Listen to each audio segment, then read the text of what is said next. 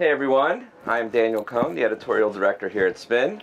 We're with the world legend, the Atlanta legend, a man of the people, the one and the only Killer Mike. Yep, absolutely. How you doing? Feels like Georgia in here. I'm a little sweaty. Dude, it's totally 115% humidity. I feel it. Yeah, I'm used to it. Shouts out to Georgia for getting me conditioned for South by Southwest.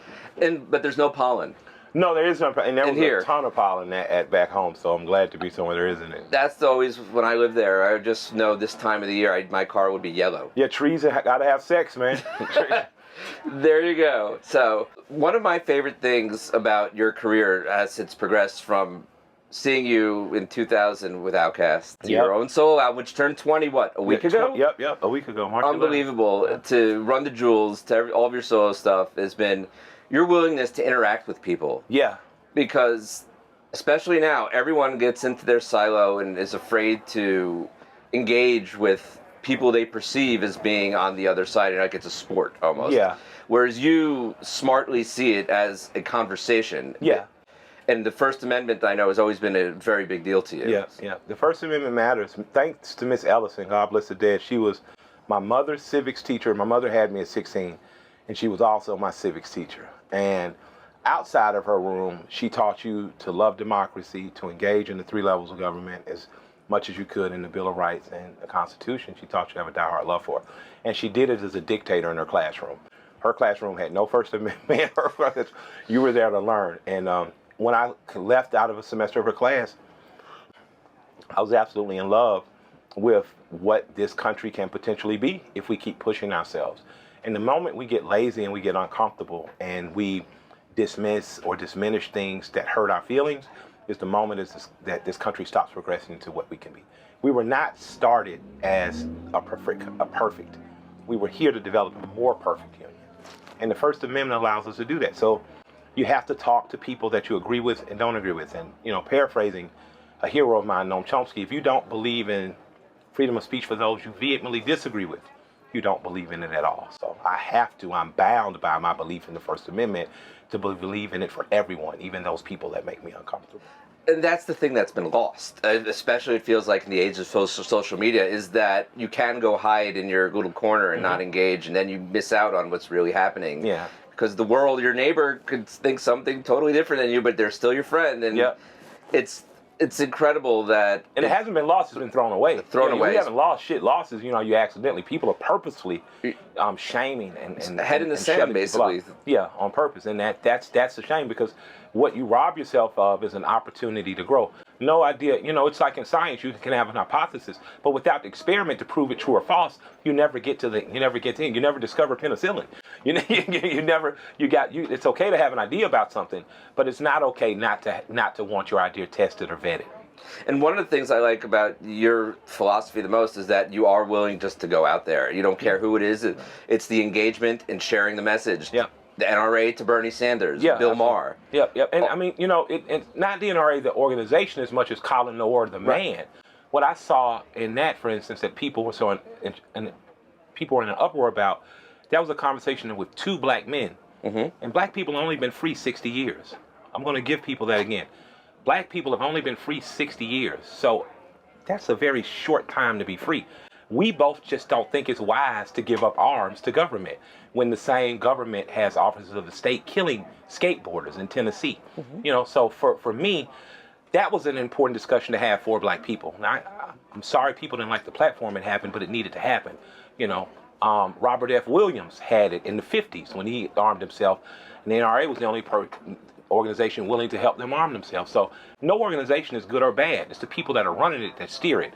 And my thing for black people is, if you don't like the NRA, fine. There's NAGA. Join that. There's the Bass Reeves Gun Association. Join that.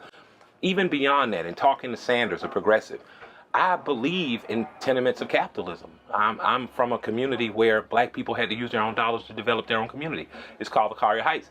He does not believe as vehemently as me. I remember him patting me on my back one day and say, "Hey, man, you're probably going to be a billionaire, and I'm going to tax the hell out of you, too." And I was like, I believe in your social program, so I won't mind being taxed because I know it's going to go for good. But currently, the guys that are running it, I don't believe in them, so I don't want to pay an extra fucking 10 cents to build a missile.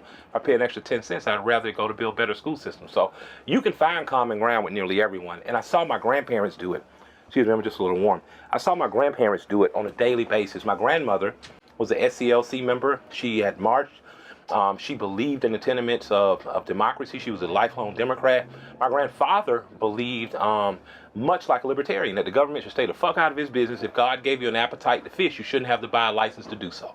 If you could use your mind to make a fishing pole, that's what regulated you the opportunity to fish. And my grandmother would often tell him, well, if you don't pay people to clean up the parks, then it's just going to be littered up. And that's where they would meet their stalemate. But I saw two people who really loved each other engage in diametrically opposed discussions, and at the end of those discussions, they always ended them lovingly and respectfully, which leads me to a TV show called Love and Respect, in which I can talk to everyone from Eric Arison to Dr. Bernice King, and talk to people who I agree or disagree with, but for the betterment of this country as a whole, I hope. It's not even a lost art. It's just a lost practice that people don't do that. And I just think when people bury their head in the sand and don't want to hear it, that's what creates the problem. And all it takes, like, that's what I like about you. You listen, you engage. It's not that hard to do. It can be hard on your ego. Sure. It can bring your ego into you. I remember I talked to the Dalai Lama, and I got to ask one question, and he essentially gave me the same answer my grandmother gave me. Leave your ego at the door. Leave your religion at the door. Leave your personality, who you think you are, at the door, and enter spaces with love. And I would add respect. And my grandmother told me that, you know, when she was alive. You know, she told me, and she could be mean as a rattlesnake. But overall, she was a kind person, and she was a loving person. And she told me often that put ego and religion and differences to the side and enter spaces with love. And I believe if you enter conversations with that, and that's not sappy dopey, but that is, I'm trying to connect with another human being and understand maybe an opposite point of view. I believe if we lead like that, as human beings, we're better. You know, I'm a constituent in Georgia. You know, I've voted for some people that won, voted for some people that didn't win. But at the end of the day, I'm always going to be a constituent from Georgia. People got angry that I met with my governor a few years back, and you know, I couldn't do anything but shrug my shoulders. Like, I'm not going to pay taxes and not talk to the people whose salaries I pay. Well, that relationship helped me in that I met with members of his office about a week ago, because there's potentially SB 44, Georgia, a bill that may come to the floor that will put mandatory sentences for gang recruitment. Well, when you look at, say, for instance, sex trafficking, the girls that are used to bait other girls into sex trafficking have been sex trafficking used themselves. They're 17, 18, 19 years old. They don't know any better. That's what they've known the last 4, 5, 6, 8, 10 years of their lives. They don't prosecute those girls as sex traffickers. They treat them. They give them treatment, and they understand that they've been abused. I argue the same thing for gang members. A 17, 18, 19-year-old gang member who was recruited at 12 years old, he doesn't know he's actively ruining someone's life. He's literally a child himself.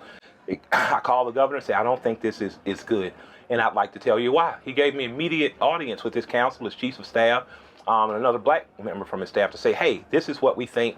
I've talked to Mrs. Ali, who's over the Georgia Public Defenders Association. I've talked to Gary Davis, who's over Next Levels Boys Academy, and I'd like to put together a set of recommendations for you guys. I had the conversation. We're in the process of putting together a set of recommendations now that I'm going to turn right back into the governor and his staff. If you don't do that, then you as a constituent is not doing your job. You know, I remember going to a conference, seeing someone from George Bush's administration and Barack Obama's administration laugh and joke on a sofa together. One of their planes didn't take off, so the other one was like, well, you just ride on the plane with me. Now, during election time, they were vehemently enemies. They hated one another. The two sides were talking badly against one another. But what they did not do on that day was engage in rap beef. They didn't engage in, I'm never going to be your... You know, I just saw Jim Clyburn on television a couple days ago talking about Mitch McConnell, I think Ryan, a couple other brothers that are guys that are on the Republican side. He literally said, I like them. You know, and my thing is, Mr. Clyburn is a lifelong Democrat. He's a guy that got South Carolina to get behind Biden. You should have been hanging him, you know, you should have been hanging him on a cross somewhere by the cancellation rules. But he's a politician. He understands that across that aisle, he's going to need them one day. And I wish that the regular voter thought like that. There's no reason you shouldn't be talking to your fucking uncle at Thanksgiving dinner because your uncle's a Republican or a Democrat. You should be engaging your uncle more, not less, saying, Unc, what the fuck was it like when you were 19 that decided to make you such a tight ass? And, you know, and how can we get you back to your hippie-loving self where marijuana should be legalized and decriminalized and kids shouldn't go to jail for it? And I think if we engage in those conversations and if we meet each other at that human level, we grow as a country and our capacity for growth becomes greater. I think if we put our heads in the sand and if we call off to our own little individual corners, what we're looking for, even if it does not come to a physical civil war, we become to a point of view civil war that will stall us and we'll be left behind. And it's the thing is people, when you boil it down, they agree on 97% of things, but it's the 3% they don't agree on that get brushed. Everyone wants their family to be happy and healthy. Yeah. Everyone wants to live a good life and go up. Yeah. That's what people want. Yeah. And when you get down to it, it's the 3% of other stuff is what they disconnect on. Yeah, people need to understand that your disconnection is designed as well. Your disconnection is something that's being stoked. It's being stoked by politicians. I just heard, man, the founder of Spin was just talking about when Tipper Gore came out with that ridiculous ass censorship shit in the late 80s, early 90s. I remember being a kid, like, what the fuck is this woman? What's wrong with her? And it was because her husband was running for president. Al Gore wanted to be president. In order to get people on the right and in the center to think, oh man, Al Gore is our kind of guy, he sent his wife out on a mission to fucking ban and censor musicians. Well, you know, typically you would have thought Democrats would have been more in favor of the freedom of speech. So these people are always stoking the fires, and the more they can get you to argue, the more power they can assert.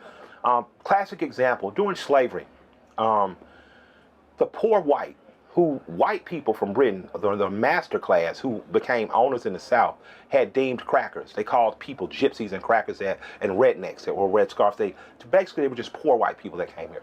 They stoked the division between them and poor black people. They told the Irish, you can't party with Negroes. If you party with Negroes, you're never going to be allowed to be white. So they stoked these divisions because it allows the master class, or the planter class they used to call in the South, it allows them to stay in control. If you look at Mississippi in the depths of segregation, when Mississippi, black people like Fannie Lou Hamer were fighting for labor unions to be paid fairly. White people who were fighting vehemently against her were poor and were the worst paid white people in the United States of America. What should have been happening, and what did happen oftentimes and not is credited for, is poor white people and black people organized together. Whether that was Lucy Parsons or Eugene Debs, up until what you see now going on in the streets. So I'd like to encourage for people to get together in small groups of 5, 8, or 10, and have conversations, because those conversations are the things that are going to progress our country, not national debate and soap opera. All right, so That's Mike, All right. anything else you want to tell everyone? Run the Jewels 5. Let's pray. Let's make this shit happen. You know. I appreciate you guys for riding with us through 4. I'm looking forward to getting back in the studio and giving you 5. I'm looking forward to you guys hearing Michael. I think you're going to enjoy it. And just as you go about your day, as stressful and as crazy as shit is, remember to be kind to one another. Thanks, Ben, for allowing me to be here today.